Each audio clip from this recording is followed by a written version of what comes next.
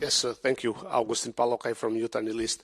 Guillaume, I have a question on Serbia, because the Commission last week produced extremely positive assessment pressuring member states to open the cluster with Serbia.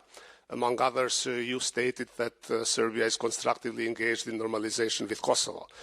Yesterday, it was widely reported that a minister in the government of Serbia, Snežana Paunović, said that if she would be in the position of Milosevic in 1998 and 1999, she would do ethnic cleansing in Kosovo.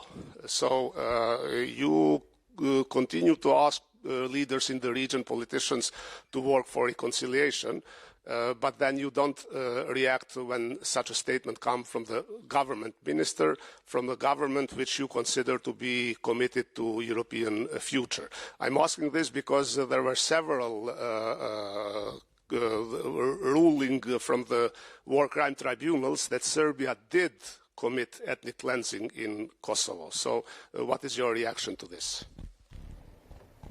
Thank you very much for your question. This would in fact be for Anita. So if you agree, I'll just very quickly check if there are other questions for Guillaume, and then I'll invite Anita to the stage. And I haven't forgotten about you. I'll come back to you, don't worry. Are there other questions for Guillaume? I don't see hands in the room or online. Thank you, Guillaume. Anita, if you could come up to answer the question that was just posed, that would be fantastic. We'll then take a few more foreign affairs questions, if there are any, for Anita, before we come to the Cyprus question again. Thank you for your patience.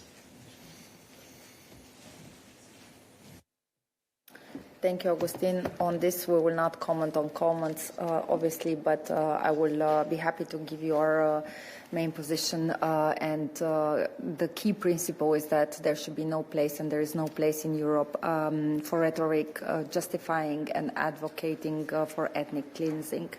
Such statements run counter to the values of human dignity, reconciliation, accountability, and good neighborly relations on which the EU is founded. They also run counter to the commitments made by Serbia in the framework of the EU-facilitated dialogue to the normalization of relations with Kosovo. So we expect all leaders to act responsibly and refrain from any inflammatory rhetoric, and also contribute to an environment of trust and regional stability. Thank you, Anita. Follow up.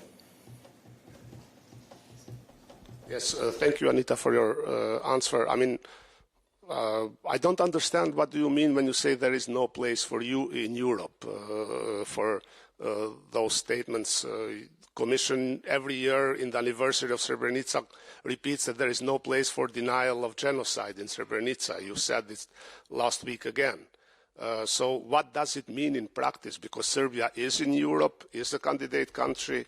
The leaders of Serbia are good friends of the President von der Leyen and many commissioners.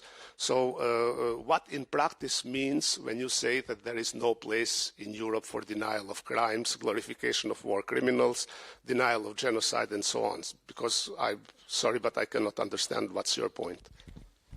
So the point is clear. It is exactly what I have said before. There is no place for such rhetoric. As you yourself mentioned, we had several statements this every year and throughout regarding the importance of acknowledging the facts and also honoring the victims, and also supporting the identification of missing persons, and also promoting peaceful coexistence between people. And this is also what we're doing, both within the facilitated dialogue, but also in the enlargement process.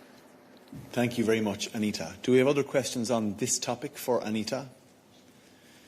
Do we have other questions for Anita on the many topics and files and parts of the world she covers? Go ahead.